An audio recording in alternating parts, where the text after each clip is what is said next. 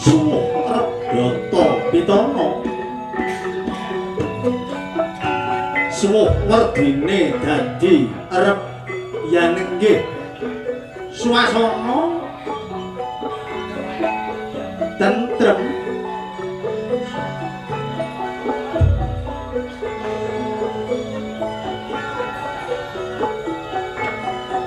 Data anggayuh pitana luhur dadya tentrem lamun angesti luhuring kagunan. Punika sesanti purwaning carita kinarya hamiwiti. Sajroning kandha carita. Wayang pasemon sembayang purwa tegesing wiwitan. Sasmita purwaning lelakon ing jagat gumelar. Ingkang duk kunaning kuna Nabi Adam kelawan Ibu Hawa ingkang minangka lajeng jalma hamiwiti lelampahan ing ngaya adu.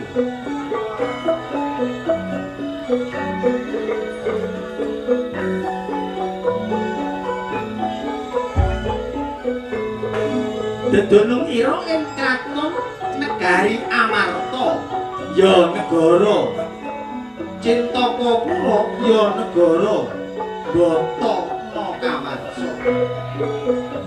Pramila sinebut negari Amarta negari ingkang maweh daya adem kang asrepi ing kono tilas kendhatoning para jin Wanamarta winastan Cintapura krana winengga sendang sanga kinarya pagesanganing kawula ingkang bundering awasta sendang Cintaka nenggih sramananing Sekar Budak Batana Kawarsa Mangkuwerdi negari ingkang minangkun sarana dresing karsa miwah adenging cipta para satriya kang tulus ing jiwa utama pantes sinebut negari Kencana Rupa labet kakuwunging Mangku Praba prabawaning kula pinatih Kencana Mulya jumenenging Sang Nata den sarananing Mawisaji Rajasaya sinebut ingkang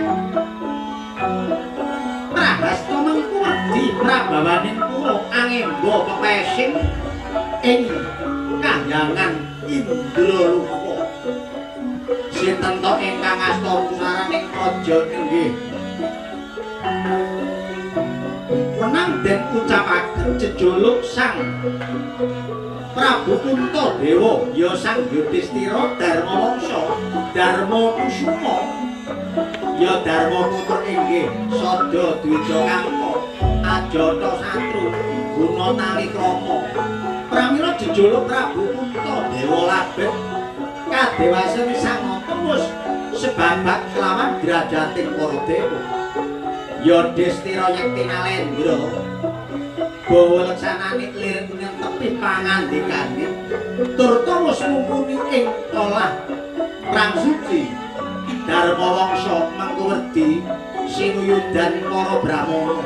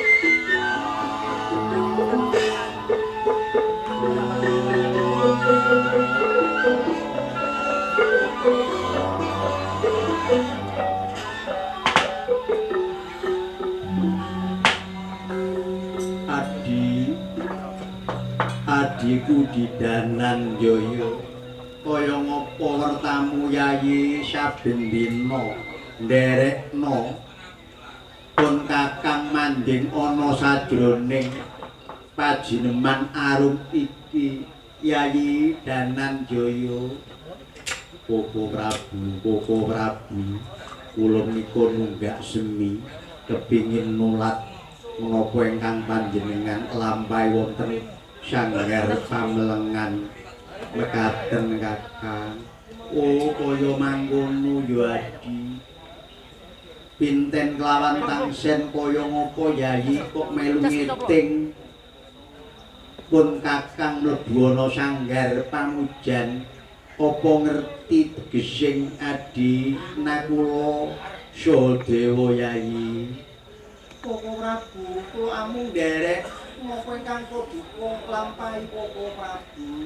Koko Prabu kula amung mulat menapa ingkang paduka lampahi Koko Prabu. Oh ya syukur Adi waton menyang marganing kautaman becik kok iku ditiru becik kok iku dilakoni. Werkudara Adi. Dar putra kakakku. Iya.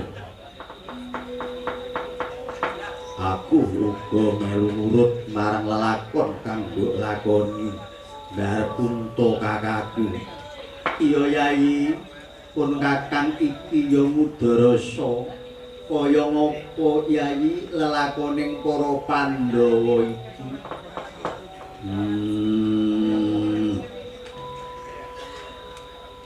Wong urip ana ing donya iki aja jajal kepingin jangka jagat jangkai jangkane dhewe wae durung pinaruh kudu bisa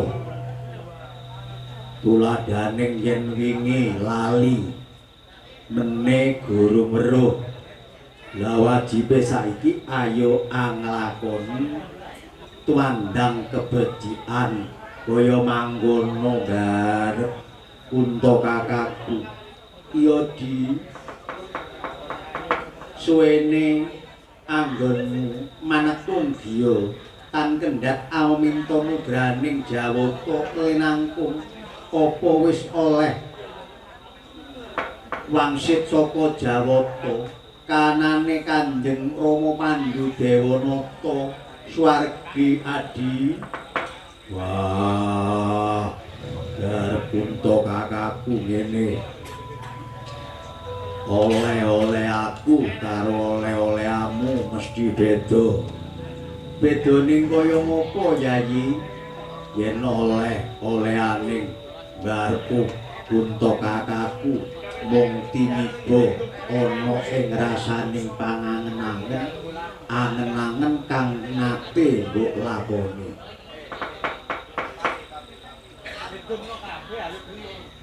Yen Adi Werkudara duweni panemu kaya ngapa? Mula ayo ngudi marang rasane yen Pandhawa dina iki wis merdika, Pandhawa iki wis duweni negara dhewe-dhewe. Margana wis duwe kasatriyan Madukara. Sedewa wis duweni sawu jajar. Kunto kakakku wis nglenggahi negara. Indraprasta aku dhewe wis jejeg ana ing Lumajang Tengah. Nanging aja karem marang keendahan, aja karem marang pangkat derajat, aja karem marang kanikmatan ning donya. Ngelingono asal mulaning ana yen Pandhawa dumadi ku ana sing anakno. Lah eling ayo dieling sing anakno Pandhawa ya wong tuaku Pandhu Dewanata kang pinatut kelawan Kunti kelawan Madrim. Dene para Pandhawa wis merdika, wis seneng, wis tentrem, wis kesembadan apa kang disuwun, wis kelakon apa kang dadi kekarepaning. Nanging yen aku ora mangkono, seneng mungguing tata gelar, nanging sumpek mungguing panggraitaning Werkudara garep Kunto kakakku. Adisena Yayi, para kok bisa ngendikan kaya mangkono, apa kang dadi lelandhesaning sabdaning Werkudara adiku. Wah ngene lho. Yen wong padha meling ayo padha dirasakno. Yen ana wong ipi ketemu mbahne, ketemu buyute kok nyingkur iku ana apa? Mara-mara ngimpi ketemu wong tuwa no omah elek, omah legrek gano damare peteng dedet iku tegese ya apa? Maneh ketemu wong tuwa ora madhep nanging meseme kaya ora duweni rasa seneng, kaya nginyek lelakoning sing urip iki. Lah iku kabeh pasemon kang wajib dititeni mudya marang rasane wong urip ana ing alam bebrayan. Nanging yen aku wis ora manggon ana kuno garep Kunto kakakku. Adisena yen para wis tekan ana ndi anggonmu lelaku Yayi? Laku kasunyatan kang tak lakoni yen ora nyoto ora bakal tak imbuni. Ngerti yo? Wenteh-wenteh jarine wong kandha crita Kanjeng Rama Pandhu Dewanata manggon ana kasuwargan jati iku jarine wong.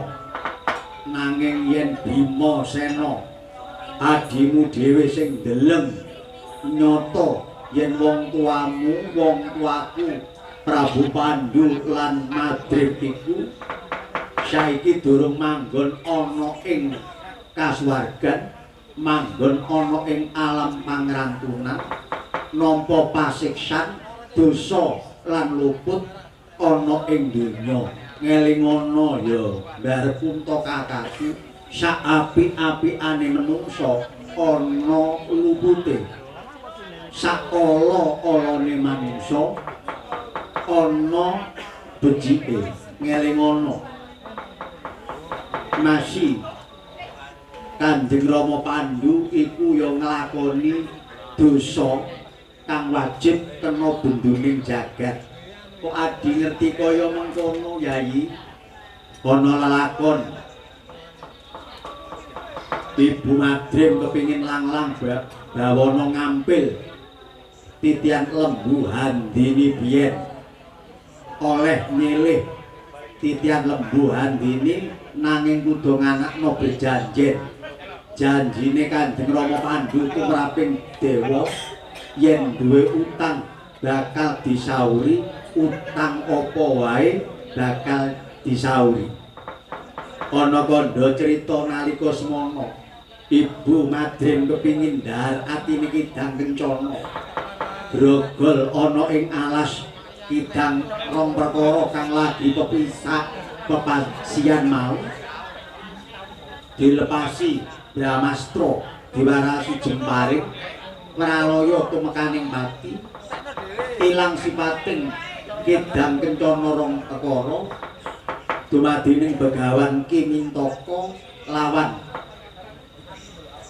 rayate mula bendu gedhe kesiku gedhe dosa gedhe neraka panggonane Kanjeng Rama Pandhu Dewanata ngerti sing kaya ngono ora malah higrek wuluku sraba ngerti kaya ngono malah kenceng ketekatanku ngelingno marang sing isih urip ngiringno muda-mudi anane ana mergo dianakno anane aku mergo bapak anane bapak mergo mbah anane mbah mergo buyut yen anak ndeleng wong tuwa kajengsaran kaya ngopo rasane wong tuwa kang lara iku anak bisa ngrasakake mula mbarep Kunta kakakku aku Lilanana aku bakal takon kebeneran nakokno Kanjeng Rama Pandhu Dewanata menyanggoning Suralaya aduh Yayi aja nganti ana lelakon kaya mangkono Adi drojok welang prataning ratu ing Ndorowati.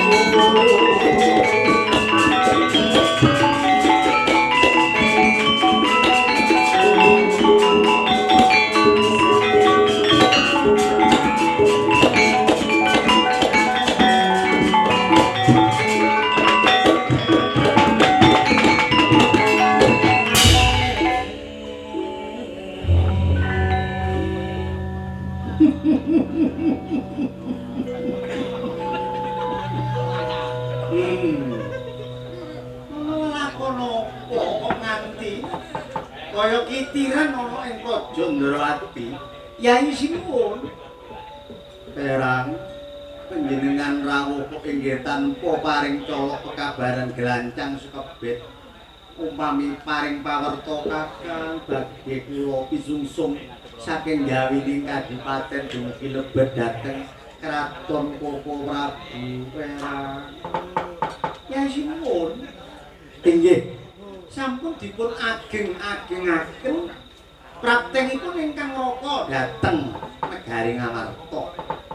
Sajak wonten wewade menapa ingkang dipun dadosaken suraosing tetembungan wonten pesamuan punika Yayi Kakang Prabu mekaten Kakang kula menika janduman kelawan Yayi Werkudara. Janduman kelawan Adi Sena. Inggih. Ingkang dipun rembak. Ingkang dipun rembak menika ing babagan kasuwarganipun Kanjeng Rama Pandhu Dewanata. Adi Sena negesi menawi Kanjeng Rama Pandhu Dewanata Suwargi menika dinten samenika manggen wonten ing jurang kasengsaran nampa benduning Jawata winangkung mekaten Koko Prabu Perang. Yayi Werkudara kok nganti duwe pangandikan sing kaya mengkono iku sing ndadekno paugrane Adi Sena nggawa paugran saka ndi? Wong nyata-nyata para Pandhawa padha ngluhurake marang leluhure. Ana dawuhing para winasih Yayi, sapa ngluhurake leluhur bakal ngluhurake marang leluhure lho. Yen anak putra buyute wis ngluhurake wong tuwa, ing kono para moyang-moyang nenek moyange padha manggon ing budi luhur. Wah, iya. Umpama aku nyrekal didik ngono oleh ya. Ya ora dadi apa. Mergo wong mani nyrekal iku yo pikirane lanjut. Lek diomongi menang bilang di lunga nang mantu gak wani takon lho. Cara belajar kesuwen. Zaman ngene gak menang-menang. Adisena panemuning Yayi Sinuwun wis bener. Sapa ngluwarake leluhur bakal diluhurake marang leluhure. Ya. Aku ya rada ana kemantepan ngenani kang dadi pangandikanmu kelawan pangandikane garep unta kakakku nanging lak ilok ya aku duwe panemu dhewe. Lak ya ora apa-apa. Seje panemu iku mujudake sugih. Sugih materi ya. Sugih panemu ora dadi apa. Ah, yen panemune Adisena mawa paugeran apa? Paugeranku kasunyatan. Wong urip ngunduh woing penggawe. Besok nalika kowe ana donya tanduramu apa, cukule apa, iku sing tak dadekno paugeranku. Kon lak yo eling sik cilik-cilik biyen arek diulang nyanyi. Lho, kok nang tembang kelawan lagu iku maksudmu apa? Kon mek tak elingno, dadi kadang-kadang tak omongi sampe munduk muruh, iku kon gak krasa. Tapi tak tembangi kon eling. Diomongi munduk muruh gak krasa, ditembangi ngerti. Sing apa? Kon lak eling sik lagu turi-turi putih. Tak tandur ana kebon agung. Calorot tiba nyemplung mbok ero kembang ngopo. Lah iki wong urip kudu woing penggawe. Sapa nandur ala bakal cukul ala nandur becik bakal cukul kebecikan ora diundhuh saiki ing tembe. Besok iku bakal diundhuh marang anak putune. Aku takon. Duwe anak, duwe putu iku aja tinggali barang kang kurang utama. Umpama ditinggal ana donya, anak putu padha tukaran gegerame royokan warisan. Nanging yen anak putu kok tinggali karma perkara bapakne biyen tau mateni wong, perkara bapakne biyen tau gawe gelone wong. Yen gak melok nandur banjur mundur, lak sakno anak putu ya kaya ngono. Lah iki panemuku tembang. Lah yen ngingi panjenengane paman Pandu kaya ngopo? Wong apik ya ana alane, wong ala ya tau nglakoni keapikan. Kabeh-kabeh duweni panemu dhewe-dhewe. Nanging aku duweni keblat. Keblating Yayi Werkudara, keblatku dewa kang disembah marang titah ing Triloka Bawana. Lelanana aku tak munggah menyang kahyangan Suralaya tak takokno nang kulun padha wenang. Bapakku Pandu saiki manggon ana ndi? Yen nganti bapakku Pandu manggon ana ing naraka jahanam, tak orat-arit Suralaya aku njaluk adil. Adil wong tuaku kudu munggah swarga. Aja kumurungsu kaya arek nembal ngomong groyok tanpa dipikir, pungkasane omonge tanpa guna yekti. Aja kaya ngono. Ya ayo ben kemis ditaili karo ngagomone dhewe-dhewe.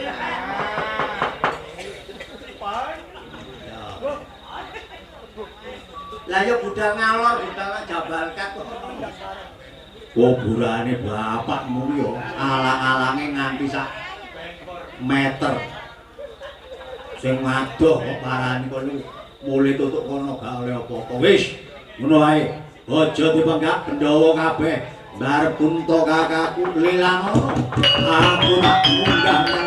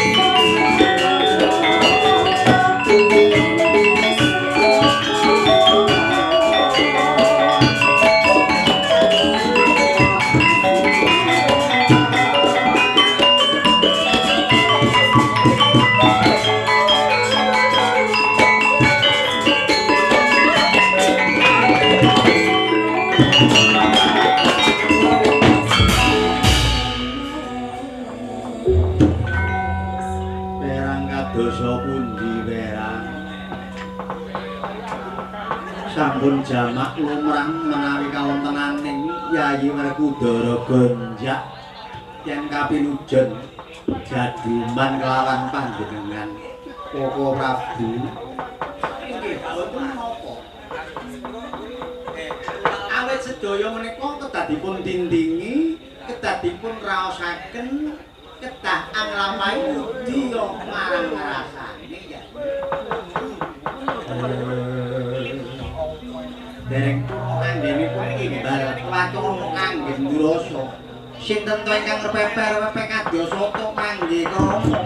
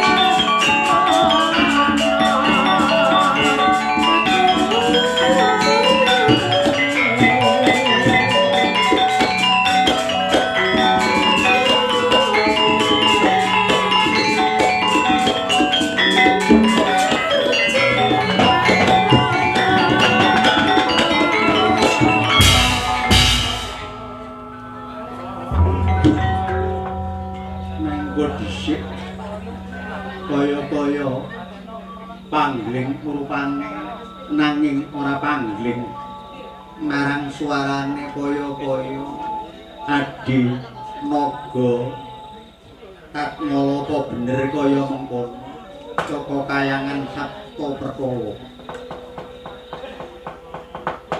Nggih Koko Prabu sedherenge kula aturaken bekti nunjuk dateng ora ben garing amarga ya Yayi Naga Tatmala katampa bektimu kunjuk marang ingsun ngestuning sun tamang dawuh kapundi Koko Prabu.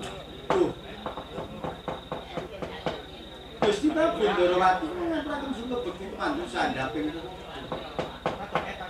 Iwadi Naga Tatmala katampa bektimu kang kunjuk marang jenengan ingsun pangestuning sun tamang inggih dawuh kapundi Naga Tatmala nggawa werta apa Adi? Duh, sinuwun ngaturaken kabar ketiwasan sing kaya napa wonten nggih kayangan Sabta Perkala menika dinubel marang ratu saking pusar bumi Prabu Wisangkala nirsakaken Mbak Ayu Nagagini. Mongko Mbak Ayu Nagagini menika sampun anggar dini sepuh Kanjeng Rama Sang Hyang Antabuka ngutus ingkang rayi paring pawarta dhateng Kakang Werkudara. Kakang Rakamu Werkudara ora ana. Iki dina rakamu munggah menyang Suralaya. Lah niku kados pundi? Naga Tatmala. Inggih, Gusti kados pundi? Ya, yen kaya mengkono. Jajal. Kanggo nyambung patang putuning ana ing kahyangan Sabta Perkala. Ayo. Tak disiki laku, yasipun ingkang apa badhe tindak dhateng Sabta Perkala nuweni kados pundi bobotanipun Yayi Nagagini lan kados pundi pesanggrahan ingkang wonten nggih Sabta Perkala napa teksih menuju marang Dewi Nagagini katen. Inggih Koko Prabu menawi kados ngaten Dananjaya Kakang Prabu wonten kasinggihan Melwaya inggih Koko Prabu kula nderekaken